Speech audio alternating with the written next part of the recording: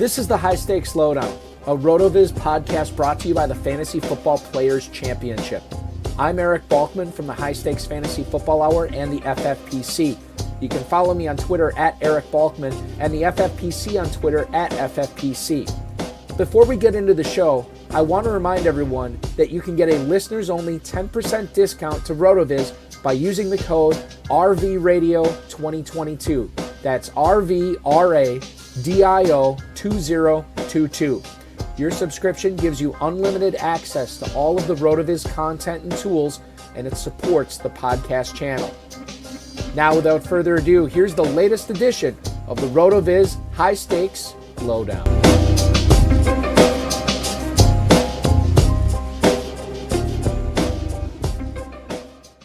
Hi, hello, and welcome into the latest episode of the High-Stakes Lowdown, a RotoViz podcast. I'm Eric Balkman, your host from the FFPC, the High-Stakes Fantasy Football Hour, and the Better Sports Network's High-Stakes Fantasy Football Show. Remember, to play in the FFPC Weekly Challenge, go to myffpc.com. That's myffpc.com. Play for $35 or $200 entry fees and win up to $2,500. We have slim and classic formats available. We have lineups or contests where you submit lineups prior to the Thursday game as well as lineups prior to the Sunday game. So two different sections there. You can play with or without the Thursday game. You can play with or without kickers or defenses.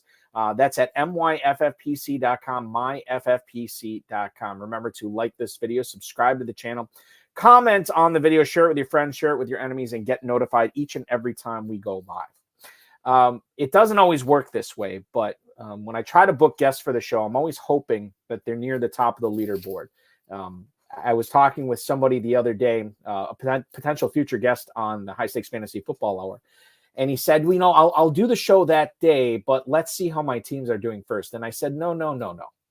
Once you've gotten to the mountaintop, once you've been leading the whole contest, yeah, you might not win anything for leading it after week 1 or 2 or 7 or 10 or anything like that. However, you were leading a national contest at some point, and that is something that's pretty cool. Now, my guest tonight is no stranger to winning a lot of leagues, but I was not expecting him. I shouldn't say that. I was pleasantly surprised to see that heading into week 3, we have the FFPC Main Event overall leader on the show tonight. We're going to pick his brain and talk about a lot of stuff. Please welcome onto the program, Mr. Scott Hoyt. Scott, welcome in, and congratulations on leading the main event right now. Hey, Balky, thanks a lot. Appreciate it. Thanks for having me as always. It's a pleasure. So you've been through this song and dance before. You understand that week 2 is not week 17. You like it, but it is still pretty cool to see your name up at the top of the leaderboard, man. If only this was week 17. You're right. So you were off to a quick start, obviously, in the main event. And I think the way I want to open it is, you ended up drafting this team after both the Thursday and Friday game this week, and you took full advantage of banking those week 1 points. Saquon Barkley, Rashee Rice, Isaiah Likely, Jaden Reed, your first 4 picks in this draft, and that puts you ahead of the game in week 1. But somehow you actually had a better week 2, and now you're in first place in the main event. Can you talk a little bit about why you decided to perform that strategy or exercise that type of strategy, knowing that, yeah, I'm banking the week 1 points, but I don't know exactly how this is going to affect me for the rest of the season? Yeah, I think when we showed up in Vegas on Thursday, even before that, we knew, my partner and I, we knew that Thursday night and Friday night games, both of those games had high-powered offenses. And you're talking about, I think I calculated at one point, maybe 12 guys that were going in the top 50 ADP up until that weekend. So you knew that these 2 games had a potential to impact certainly the drafting of these players after they had played. That being said, we walked in, we were pick number 3. Mm-hmm. We walked into that draft, before we showed up, saying that we were going to take one of the top running backs. We were locked in on that strategy from day one. And we expected and we had hoped that either Breece Hall or Bijan were going to sit there at 3. And then Philadelphia played Green Bay. And Barkley had the kind of game that he did. And so you had that conversation that said, okay, Barkley was typically going anywhere from 1.11 to 2.3 or 4. Is it a huge leap of faith? Honestly, is it a huge leap of faith to take him 3 overall, given what we saw? High-powered offense in Philly, great offensive line in a perfect situation. Breece Hall had some question marks still a little bit. Bijan, new coach, new offensive coordinator, the whole drill. So it wasn't a huge leap of faith to go Barkley. So that being said, then when it came back around to round 2 and 3 and 4, where it got really interesting, we decided to let the draft come to us. We had no desire to pick these 4 guys, even though they had played. We picked them based on where we thought they were going to perform down the road. If you look at today's draft board, I assure you that Rashee Rice, even though we took him at 2.10, I guarantee you he would be at somewhere in the middle or early second round. Mm-hmm. So we felt like that was a good pick. And frankly, if you look at the receivers that were picked after him, Olave, Neighbors, Waddle, Collins, Smith, Debo, yeah, you can make an argument those are all solid receivers. But we just felt like Rashee Rice, given the situation in Kansas City, was good. And I'm probably giving you way too much information. No, this is great. Yeah, go ahead. Well, what I like, so I understand the strategy for Barkley. I mean, I saw him go 101 in plenty of drafts after the Friday night game. I understand with Rashee Rice too. I mean, Rice was a guy that was already moving up draft boards even prior to that Thursday night performance. So I get that. But when you talk about you're drafting these players based on where you think they should go for the remainder of the season, Isaiah Likely does catch my eye. To me, this is an indictment of Mark Andrews, and you actually think that Likely is going to be the Ravens tight end to own this year over Andrews, picking him at that spot. Yeah, and so that's probably, of the 4 that you mentioned, was probably and I won't call it the biggest reach. It certainly was a reach, but there's a couple of factors playing this, and you know this better than anybody. FFPC loves their tight ends, and they typically go early and often. And we felt, being at the front end of a draft, that if we wanted one, and we did, we wanted a top tight end. If we were going to do that, it was probably going to happen sooner rather than later. And of course, McBride, Laporta, and Kincaid all went, second round. And knowing the drafts that I've played in all summer long, tight ends, the top 10 tight ends were going in the first 4 rounds. So again, Likely wasn't a huge stretch. And if you add the fact that, he'd been talked up a lot in Baltimore, and he was playing as a 3rd wide receiver, and you got Andrews, who is getting a little bit older, got in that car accident, a little bit hurt. I love Likely, and if you talk to any of my friends who have known how I've drafted all summer long, they know that Likely is one of my 3 favorite picks. Now, did I have Likely in the 3rd round? No. But given how he performed that night and what I saw, it was a reach a bit, but still felt good. Again, looking at the players that went after him, frankly, we did get sniped right before us. We were planning on taking Neighbors at 3.3, and Neighbors went 3.2. So we pivoted to Likely. We thought about Pacheco, we thought about Nico and Devonta Smith, but I just felt, again, given the tight end premium of the FFPC, it was time to. I mean, it was just. This tournament better than anybody as well. You've got to pivot to do something different if you want to make a difference winning this tournament. You do, and I felt like Likely was one of those risks worth taking. I just like what I see. I loved him all summer. I want to just piggyback on that Likely comment. You have Likely on this team. You also have. I should actually look at your team. I know you drafted Conklin and Hayden Hurst. I think you still have both those guys on your team with Likely. In a format like this, tight end premium, as you stated, do you feel pretty good about your tight end situation with Likely, Conklin, and now Hurst? Yeah. So I would say, do I feel good about it? I think it's probably, if I was being honest, and is probably the most challenging position we have going forward. We saw a little bit of regression with Likely. I fully expected that. Andrews wasn't going to get 3 targets every week. You knew they were going to focus on getting Andrews the ball. I still believe that Andrews is an injury risk. You can never count on that. He's getting older. But I think where I feel a little bit uneasy is that I expected Conklin to be a better tight end than what we've seen in the first 2 games with the Jets. Really did, and felt good about that.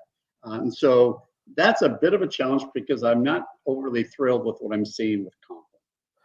When you were deciding, and Conklin's a guy I have a lot of Ferguson Conklin teams this year, Scott. Yeah. And I felt really good when I'm like, okay, this is great. If anything happens to Ferguson, I can slap Conklin in there. And through the first 2 games has not been great. So I don't feel great about that. I'm with you. I want to get to your 4th round pick in Jaden Reed. When it came back to you at the 410, you had Xavier Worthy, Zay Flowers, Terry McLaurin, Stephon Diggs all out there at receivers. What was the conversation for you guys when you're discussing taking Jaden Reed at 410, knowing 1, this guy was unbelievable against the Eagles, but 2, you didn't know how serious the injury to Jordan Love was, and if it was a season-ending injury, obviously Jaden Reed loses a lot of steam there. Yeah, so to your second point is we did hear right before we walked into that draft that it wasn't a season-ending and it was more likely an MCL sprain. I have a nephew who is a physical therapist who gave me the lowdown on what that looked like and what that would probably entail. And, we all agreed that it's probably a 3 to 4 week, maybe a 5 week at the worst.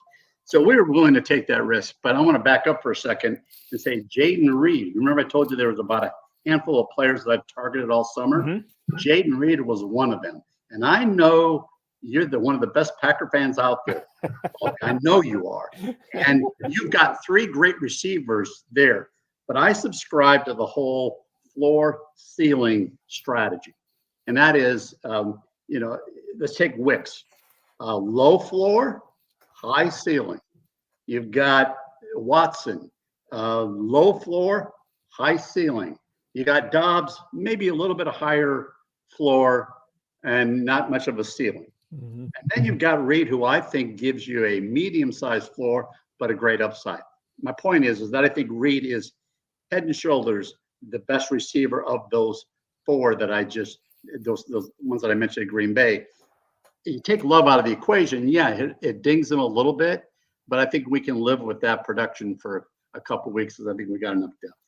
I will say this about Jaden Reed, too. If you watch that game against the Colts on Sunday, Reed did not have a great statistical output, but seeing how many times Matt LaFleur put him in motion and moving him around the formation, like you can tell that he is a focal point of the Packers offense, and they want to get him involved and they want him to be able to confuse the secondary and confuse, quite frankly, the front 7 as well. So with Jaden Reed, focal point of that offense, and I don't think Green Bay is going to be able to do running the ball what they did against the Colts against Tennessee. They're going to have to be a little bit more creative. I was pretty impressed with Matt LaFleur's game plan and how he put together a plan of attack with Malik Willis at quarterback.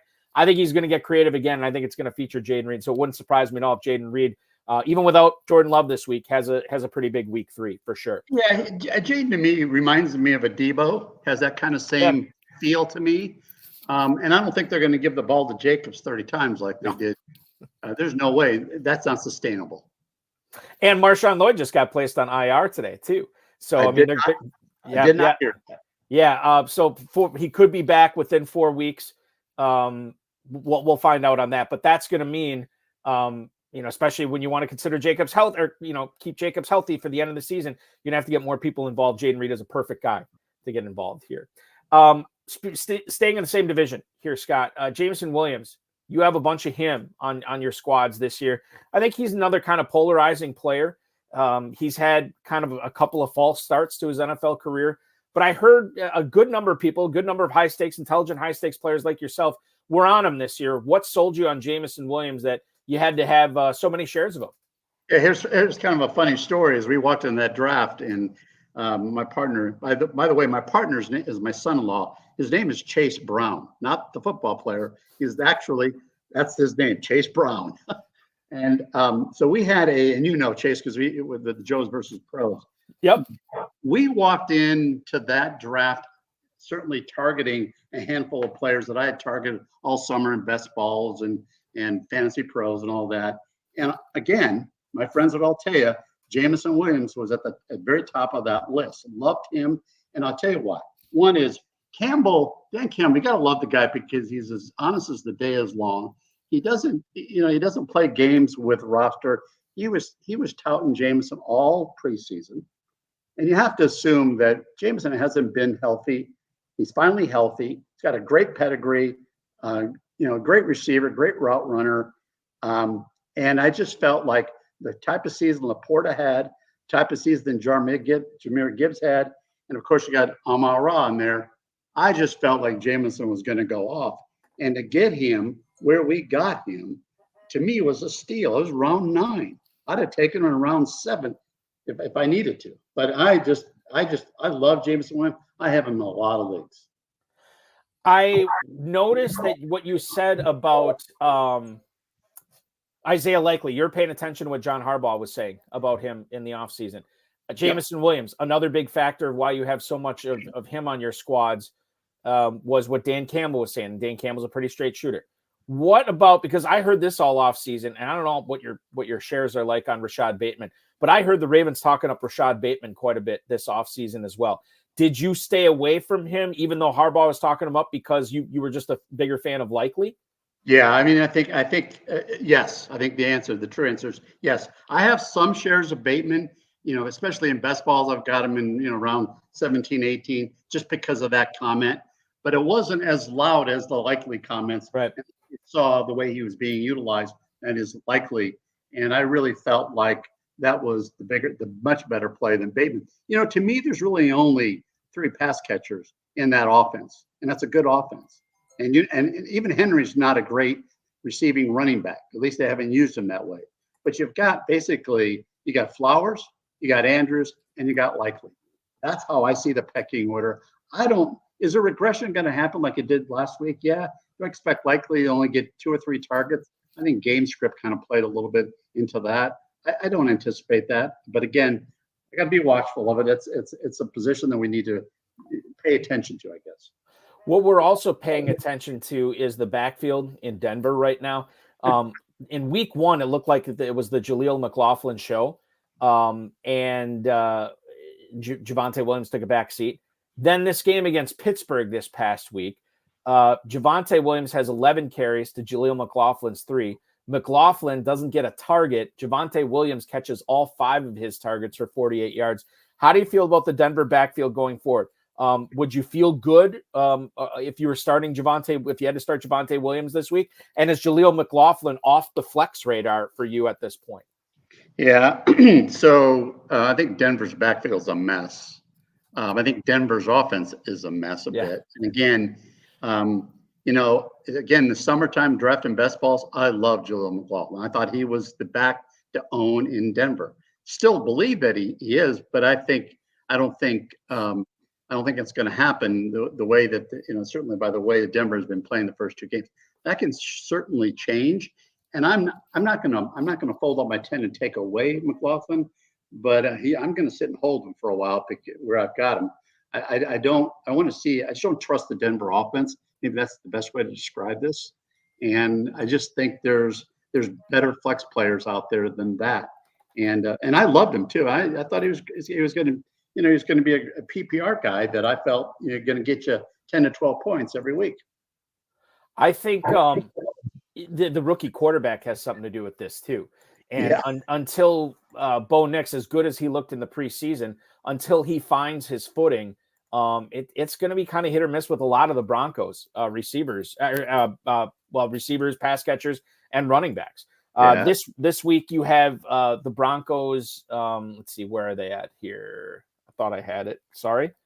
They are at Tampa this week, and McLaughlin is, again, a guy I probably would not be starting unless I was desperate. Javonte Williams too, Scott. I'm kind of staying. If I can afford to bench him, I don't like this matchup with him. I don't like the backfield. I'm getting icky vibes from Denver as you are right now. And I think the best piece of advice we can give, like if you can afford to sit your Broncos, sit them, because we want to see it before we start starting them. Yeah, and I think that's true. And again, it's is Sean Payton a good coach? Sure he is. I just don't think he has all the talent there to make that all work. And until I see it, and I haven't seen it for a year and a half, I'm not going to trust it. We have a pretty big waiver wire run coming up tomorrow night in the FFPC with some significant players that, are all of a sudden maybe difference makers in starting lineups, players who weren't even drafted this year. I'll start with the Chiefs running back situation. We know Isaiah Pacheco is not only on IR, but he's expected to miss, I believe, 6 to 8 weeks with a broken leg, fractured fibula. I don't think that's it is a broken leg. We could call it that. So that's going to be rough, not having him for a month and a half, 2 weeks, a month and a half, 2 months. And now, Scott, what a quagmire that is in that backfield right now. You have Carson Steele, everybody's favorite write-ins at the FFPC main event and live event drafts. You have Clyde Edwards-Helaire. You have Keontae Ingram on the practice squad. And just that the one pepper we were missing in that gumbo gets thrown in the pot today with the Chiefs, according to Tom Pelissero, signing Kareem Hunt to the practice squad as well. This is a mess. I want to attack this 2 different ways and ask you what you think FFPC players should be doing in regards to the Chiefs running backs and on the waiver wire tomorrow, the ones that are still out there. And Scott, is anybody worth a start this week for the Chiefs? They take on, I thought it was a pretty good team. I got to look it up to see who Kansas City is at Atlanta. Okay. So they're playing the Falcons, who are coming off a big win against Philadelphia on Monday night. Any Chiefs running back startable this week? So let's talk about the waiver process first of all. And as you know, FFPC, when you're drafting, you got 12 teams drafting 20 rounds. It's slim pickings even in week 2, even given all the injuries that we've had the first 2 weeks. Yeah, you're going to see people jump for Carson Steele. You're going to see people jump for P. Ryan if he hasn't already been drafted. Yeah, P. Ryan's the other guy I forgot. Yeah, you're going to see people jump at Kareem Hunt. And frankly, I don't think any of them are worth what you're going to see FFPC prices go at tomorrow night. I really don't.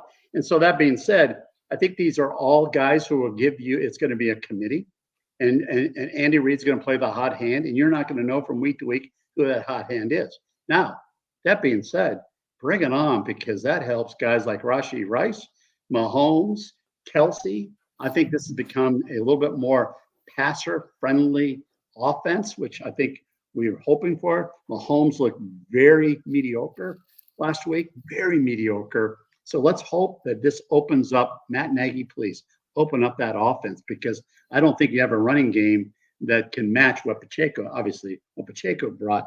And I just think it helps. Worthy is another guy that I think is going to play a role. He could get a lot of run, literally and figuratively, without a, kind of what they did with McCaffrey out with Devo. I mean, now Worthy's a little bit slighter in build, and that's a danger, but get him out in space. So I think this is good news for the Kansas City offense and Patrick Mahomes, not necessarily for Kansas City running backs. Which makes perfect sense. And you're not starting any of them this week then, right? If you have any of them? Not. Yeah. And I don't want to give away my strategy on waivers tomorrow night, but you can be assured that I'm not going to be putting in significant dollars for any of those guys that I just mentioned to you. So, and that's what I was going to frame the question. Not even frame the question. I was going to tell you, I plan on placing bids on any and all these guys, but they're more keep you honest bids rather than, go for broke bids. And I would like to get, a smack, across all the leagues I'm playing in, I'd like to get a few of these guys just to see what happens in Kansas City. And then I think with a game, a full game of information to see how they treat them against the Falcons, we'll be able to eliminate some of these guys as possibilities. And we'll be able to maybe count on some of these guys as possibilities going forward. We don't know how Andy Reid's going to do it. But I do like the idea of getting some of these cheap. And if I miss out on all of them, I miss out on all of them. I've made my peace with that, and it sounds like you have too. Yeah, and I think that's a good strategy. I think, if you can get a piece of it, but as well as I do, FFPC bidding, especially the first couple weeks, tends to be just out of control in some cases. And last week was laughable in some cases, what I saw out there. I mean, some of these the teams, they're basically turned into almost darn near 20-round best ball teams. You know, with how much they spend. Right. Exactly right. Yeah. Let's move on and talk about the Rams here, because this is another really unbelievable situation. I mean, the Rams I think they're down 3 starting offensive linemen. They're down, was it their nickel corner or one of their boundary corners? I can't remember which. And they're starting 2 wide receivers that were usually going in the first or second round throughout most of drafting season, at least for sure the end of it, in Puka Nacua and Cooper Kupp now. Now, did they place, I should know this, they have not placed Kupp on IR yet, have they? They have not, which is a little bit telling, I think. Right. And so I picked up in a couple of my leagues last week in the KFFSC, where I play the majority of my leagues, I picked up Demarcus Robinson for cheap, just to, see what happens, what have you. And now it looks like he's could be the primary receiver there. Tyler Johnson has had his moments. Jordan Whittington was a draft favorite in Las Vegas a couple of weeks ago as well. With all those Rams receivers, again, this is sounding like the Chiefs backfield, Scott. Are any of these viable to being flex worthy here this week, as the Rams are on the road against the San Francisco 49ers in week 3? Yeah, and so viable is probably one way I would position. I think, when you've got an NFL team decimated by injuries and all your key players are missing, I kind of step back and go, somebody's got to run the ball and somebody's got to catch the ball. And in this case, you've got a decent running back in Kyren Williams. However, we know for a fact that you overuse him, he will break down. So someone's got to catch the ball, and the guy there, I think you've already mentioned it, is Demarcus Robinson. He's the de facto number 1 there. And then you've got a bunch of high ceiling potential guys in Whittington, Tyler Johnson to some degree. And then the other guy that I think has kind of a little bit of potential play here, we saw that last year for a couple of games when Kupp was out, obviously, is Tutu Atwell. Yeah. Tutu Atwell Stafford loves him. And so, again, who's it going to be that's going to lead that team in receiving? I think Demarcus Robinson's the clear answer there, but we're not going to know until we see a game or 2 play. But it's I don't mean to change the subject, but I got to tell you, if you were to ask me right now, what is the big story in the first 2 weeks? What's the biggest surprise? I think the biggest story by far in my mind is injuries. And I'm not talking about the number of injuries, because every year we say this, we get to week 2 or 3 and go, my goodness, there's so many injuries, but the quality of players who are being injured, go look at the first 3 rounds and you can just point to a lot of them. And that's that's what teams are scrambling. Everybody is. I was, I can't remember if this is a podcast or if I was watching her on ESPN, but Stefania Bell, the injury expert for ESPN, said over the past several seasons, maybe even more than several seasons, and I'm paraphrasing here a little bit, but she said, that the less these players are playing in the preseason, the more she's noticing a spike in injuries, not necessarily prior to week 1, but from week 1 to week 2. And week 2 is she's seeing more soft tissue stuff creep up, because you're trying to get, your body in shape to do this on a week to week basis, as opposed to, you're kind of coasting a little bit and not giving it all for 60 minutes in preseason games. And I wonder if that'll change in preseason next year. And maybe teams will be putting out their players more to avoid these types of injuries. I don't know. But it is something to be watching for. I listened to the same thing. I heard her say that, and in my mind, like you, that makes perfect sense. Now, will the teams adjust? Well, I guess we're going to find out, and they could always justify by saying this is kind of a one-off injury, kind of a freak injury, whatever it is. But the stats sometimes don't lie, and I think you're on to something. I think she was on to something, and it's just unfortunate. I mean, teams are being decimated. Rams maybe more than anybody, but who's really getting decimated are fantasy teams. Yes, exactly. Yeah. Before I move on from the Rams to the Bay Area and talk about actually Stefania Bell's 49ers, the Colby Parkinson, the tight end for the Rams, I think he's flex worthy in FFPC leagues. I'm glad you mentioned that, because I do as well. Yes, I think that's another player that keep an eye on. But when you have the two flexes in FFPC starting lineups and tight end premium, I mean, he's right up there with almost being a borderline starting tight end. And I think, and if I'd have to look back to see what his exact stats were, which I'm going to do right now, to see what he did last week. Because, Kupp got hurt, I think, in the first half of that game. And obviously Nakua didn't play at all in that game. Colby Parkinson ended up with only 2 targets, 1 catch for 12 yards. So I don't know. Maybe there's something there. Maybe there's not. But bear in mind, the leading receiver for the Rams that day was Kupp with 4 catches and Kyron Williams 4 catches. So it's not like Stafford was pumping it into anybody specific there. I think Parkinson's a guy to watch out for. In San Francisco, if he's on the waiver wire, he'd be a target of mine. For sure. Absolutely. In San Francisco this week, there's another team that got bit by the injury bug, I should say, Scott. Deebo Samuel expected to miss at least a couple of weeks right now. Brandon Ayuk, they need to step up. Obviously, they're going to hope for big things from George Kittle. They're going to need Jordan Mason to keep churning up yardage the way he's been doing. Is there any value in picking up a guy like Jawan Jennings while Samuel is out? Because the only value in picking up Jennings is playing him while Samuel's hurt. This may only be a couple-week thing. I don't know if you want to keep Jawan Jennings on your team through the bye-week gauntlet, especially when Samuel comes back. That's going to be tougher to do. But when you look at Jennings, this week it's a pretty good matchup against the Rams. Is there any value in picking him up? Yeah, I like Jennings a lot for the next couple of weeks, and I think he's going to. First of all, he knows that he's played a role. He's played a role in that team for 2 years now, so it's not like it's right. Something off the practice squad trying to get in and getting reps. This is a guy that knows the offense. They trust him. They've gone to him. I think Purdy likes him. I think he is going to get a lot of upside play, just like I think guys like Kittle are going to get an upside play, and Ayuk has finally got to step up. But I think, again, I don't want to give away too much of my waiver strategy, but I think Jennings is near that top of my board. Moving on to Adam Schefter's report on Joe Mixon here that came out yesterday morning. I haven't heard anything about Mixon since then, but D'Amico Ryan said in his Monday morning presser that they're going to evaluate Joe Mixon's ankle throughout the week. Now, he left the game on Sunday night against the Bears and came back for 1 rushing attempt in the fourth quarter before coming out again. Now, because we won't know if he's playing or not on Sunday by Wednesday when waivers have to be due. Cam Akers is out there. Dameon Pierce is hurt with an ankle injury of his own. How good of a start is Cam Akers in Minnesota this week, Scott, if we find out Joe Mixon's inactive? Well, given all the injuries that are throughout the league, and I'm sure on many fantasy teams, running back depth could be at a premium right now. Mm-hmm. So is Cam Akers worth certainly a decent bid tomorrow night? I think the answer is probably like what you just said with Kansas City. Maybe you want to piece that and see what happens.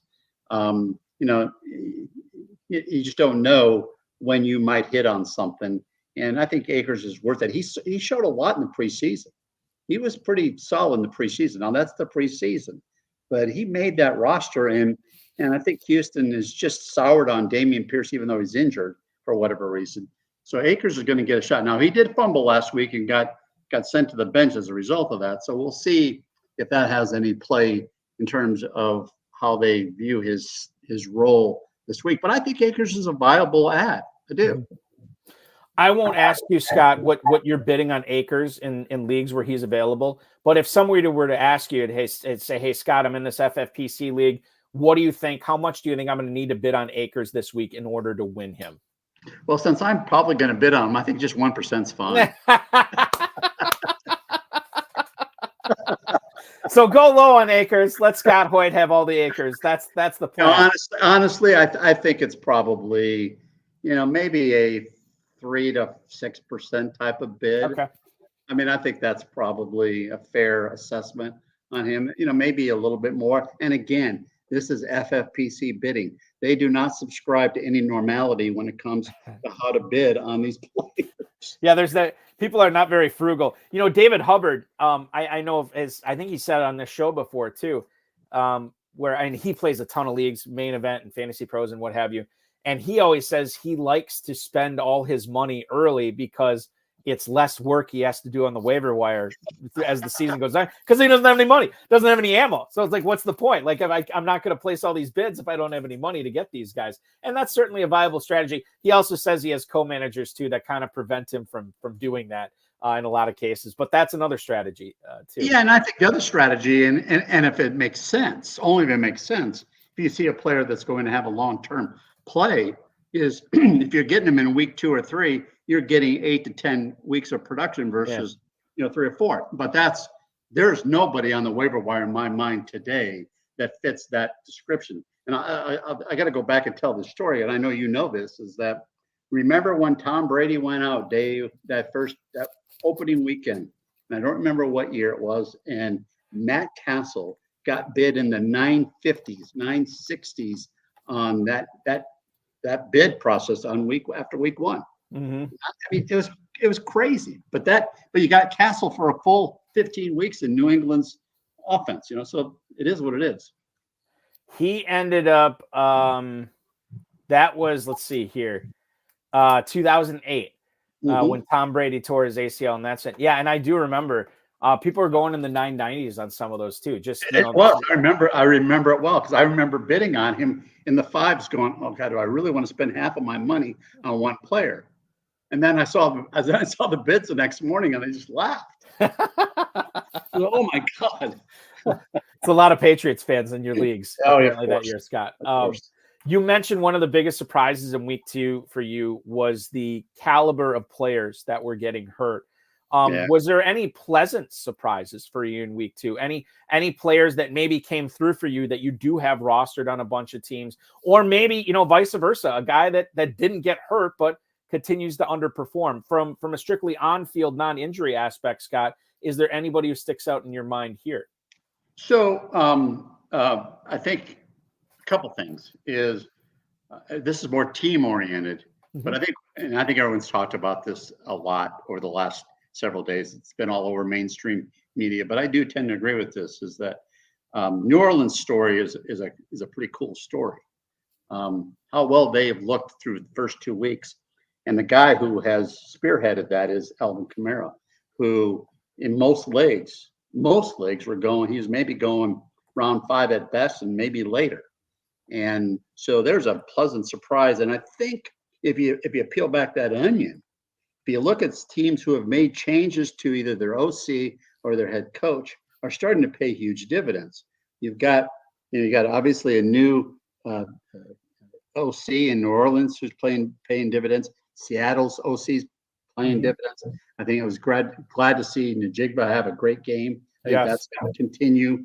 Atlanta is finally rid of Arthur Smith, guy in Pittsburgh. So maybe guys like Bijan and Pitts will actually have a role. I certainly saw last night that Bijan's going to have a significant role. Still, the jury's out on Pitts itself. But the surprises to me are really team related and how well some of these teams with new offensive coordinators have performed. Now, on the flip side of that, and I'm a huge Bears fan. Yep. I'm a huge Bears fan. Is, my God, if we're going to continue with that offensive play calling, with that offensive line, Caleb Williams is going to remind you a whole lot like Bryce Young by the end of this year. Oh, I know CJ Stroud said after the game to him that told Caleb Williams, like, you got to stop taking so many hits, but you're also going to be a hell of a player in this league too. And I think one thing that Caleb's got going for him is the guy's not short of confidence. But I was, and again, I'm not speaking on school. People have heard me say this, and I'm not a big Matt Eberflus fan, and I certainly did not like the Shane Waldron offensive coordinator pick. He was mediocre at best in Seattle, and look what Seattle's doing now without him. So anyway, I digress. I think there's a lot of things that we could poke holes at with the Bears. I don't think it's any one thing right now. I think it's a rookie quarterback. I think it's the Keenan Allen injury. I think it's Rome Odunze playing through an injury right now. I think it's an offensive line struggling to gel. I think there's a lot of things, and obviously the coaching, the play calling goes into it as well. So they got some stuff to fix, but they do have a lot of talent there. So that's the positive thing is once it clicks, it should click big time. Let's hope so. Getting back to Kamara here real quick. He has already, and I just looked this up, 290 total yards, rushing and receiving through 2 games. He's gotten into the end zone 6 times already. I'm not making, no, 5 times. Excuse me. I was making that up. It's not 6 times. He's been in the end zone 5 times already this season. He's tied with Chris Olave for second on the team in receiving yards behind Rashid Shaheed, who's already up to 169 receiving yards over the first 2 games. Again, this is small sample size, but they absolutely crushed Carolina, which is what you're supposed to do. But then they did the same thing to Dallas. And, I think there might be something there. And the people who took a chance on Kamara, I think are pretty happy. I offered him up, Scott, in a lot of dynasty leagues for first-round picks this past offseason. Couldn't get any takers. And right now I'm glad that he's still on my team for sure.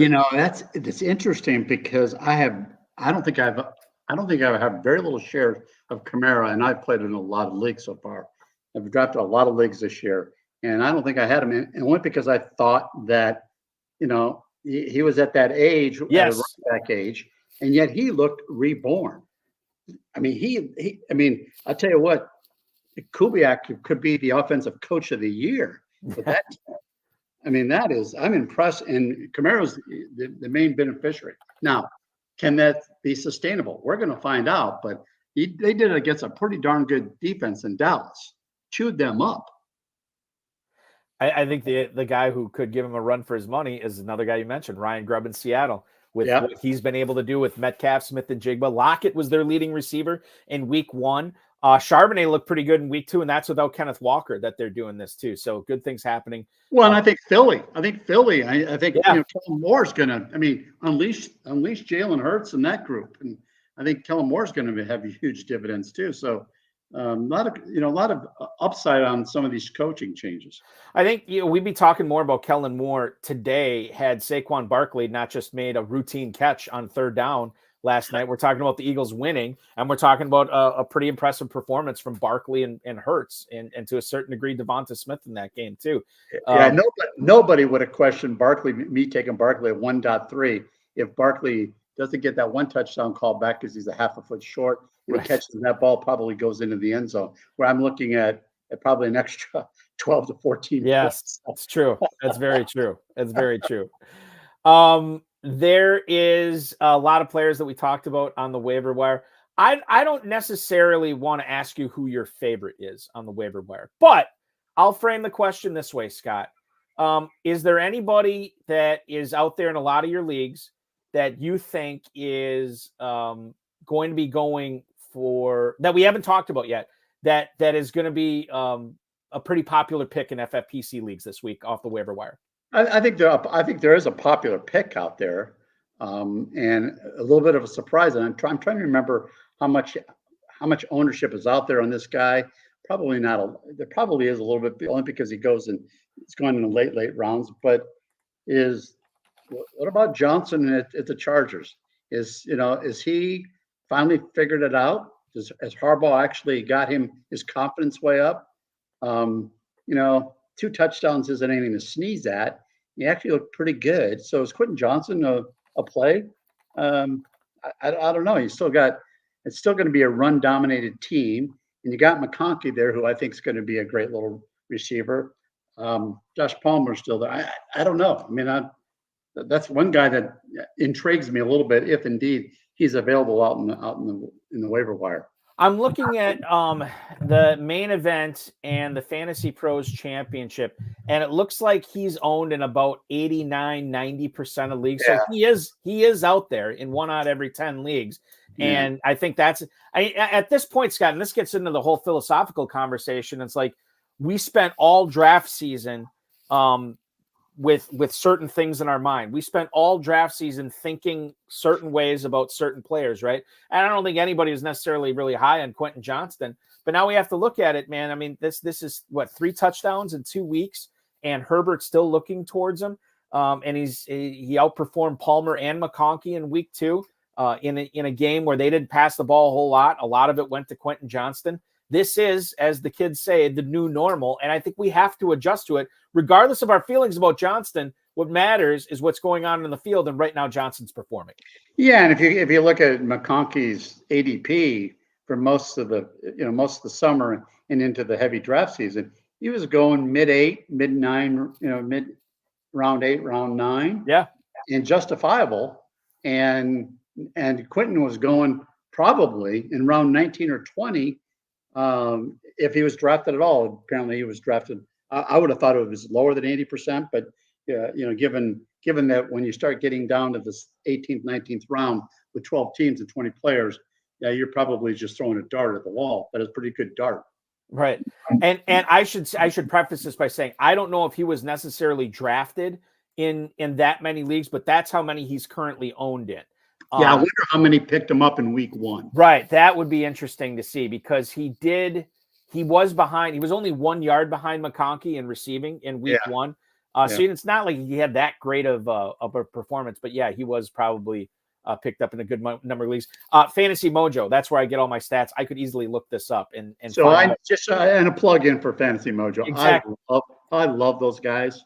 They do great work, and I use them a lot. I think, and I recommend this to everybody. If you are playing in the FFPC, this is such a valuable tool to have with not only in draft season with all the ADP data, but the stack finder if you're a best ball player, where you can look at. And Darren Armani, who's been on the show before, he kind of poo-poos the in-season stuff, but it is great. I mean, I hear so many people talk about how great it is in season. You're getting the waiver wire report, the bid runs, and all the information on that too. Quentin Johnston, by the way, I'm looking at this right now. In the first waiver wire run of the season, I should say after week 1, you were looking at him added in about 138 leagues. Yeah, 138 leagues across the FFPC Main Event, the ancillary leagues, and the FantasyPros Championship. Average bid of just under $300 is what people were paying for him prior to week 2, Scott. So that's where we'll leave it. What a great job by us tonight. We have the FFPC Main Event leader on, and we end the show talking about Quentin Johnston of all people. Well, we could talk about somebody else I'd love to talk about tonight. Okay, Scott, who's the bear that we want to pay attention to? There's no bear you want to pay attention to, but there's no bear you want to pay. But I do have to I do have to share this with, and the viewers are going to probably they're going to poo-poo all over this. Mm-hmm. But there's a guy in the middle of the 14th or 15th round that I wanted in every draft I could find. And it's a freaking kicker. And Aubrey is a weapon. Yeah. The guy's a weapon. And this is the first time in years where I've taken a kicker earlier than the 18th round. And I was targeting him. So anyway, we did with a kicker. How's that? That's yeah. So we went for Quentin Johnston to a kicker. I think that might be a lateral move, but that's okay. But what was it, Scott, about Aubrey this year that separated? You think about some of the great years that Justin Tucker's had. Yeah. But Aubrey for you was more of a difference maker this year. Yeah, I think two things is just like Tucker, powerful leg, consistent as all get out. And he plays for a team that's got great offense. Those are 3 great recipes for a good kicker. And you see that and they were talking about last night in the game, and I really agree with this. It's like the 50-yard field goals become just so ho-hum. Mm-hmm. Everybody's got 50-yard field goal kickers. So this guy I assure you that before this season's over with, he will break the record. That's my bold prediction. He will break that record. He will kick a 67, 68-yard field goal. I'm confident of that. I would love to see it too, for sure. And I'll tell you what, we'll land on Michael Hucci's hot take of the night. Malik Willis is the same quarterback as Lamar Jackson, but with less turnovers. Rim shot, but ching. He has not turned the ball over yet. Malik Willis has not turned the ball over yet. We'll see what happens against Tennessee this week. When Jaden Reed is out there trying to score points for Scott Hoyt's main event leading team right now in the pursuit of a $1 million grand prize. Scott, always fun chatting with you. I always love these conversations. Seriously, congratulations on leading the main event 2 weeks in. Best of luck to you the rest of the way, man. We'll do this again sometime for sure. Balky, always a pleasure. I love your show and known you for years, and it's an honor to be part of it. You're the man, Scott. Enjoy week 3, dude. Thank you, sir. That is Scott Hoyt, ladies and gentlemen, the leader of the FFPC Main Event heading into week 3. Great conversation with him tonight. We will have him back on for sure. Fun guy to talk fantasy football with. That will complete tonight's broadcast. I want to thank Scott Hoyt. I also want to encourage you to play in the FFPC Weekly Challenge. myffpc.com is where to go for that. myffpc.com. $35 or $200 entry. Pick your 10 players that you want if you want to play without kickers and defenses. Pick your 12 players you want if you want to play with kickers and defenses. You can play the Thursday game, which will include the Thursday game, or you can play without the Thursday game with lineups locking at 1 p.m. on Sunday. Win up to $2,500 there. No stacks on these teams. You can only pick one player per team, and it's always fun. We're going to have the week 3 weekly challenge going for you again this week. It's already going. You can register now at myffpc.com. Remember to like this video, subscribe to the channel, comment on the video, share it with your friends, share it with your enemies, and get notified each and every time we go live. Just an update on what we're doing this week over at the FFPC. So Thursday night, we will be live here on this channel as well as the Better Sports Network Better Sports Network's FFPC High-Stakes Fantasy Football Show. C.H. Herms of Optimus Fantasy will rejoin me. That's going to be a fun broadcast. That starts at 7 o'clock Thursday night. And then Friday, we will have the week 1, I believe, third-place team owner in the FantasyPros Championship. Robert McNamee will join Farrell Elliott and myself at 10 p.m. Eastern Time on Friday night. And then this show will go live again on Tuesday, a week from today at 10 p.m. We will be joined by the Fantasy Empire podcast host and 5th place team owner in the FFPC Main Event heading into week 2. Dan Williamson, the overhyped sleeper himself, the analog kid, joins us on this show next week. Thanks so much for watching, everybody. For Scott Hoyt, I'm Eric Balkman. We'll talk with you on Thursday evening.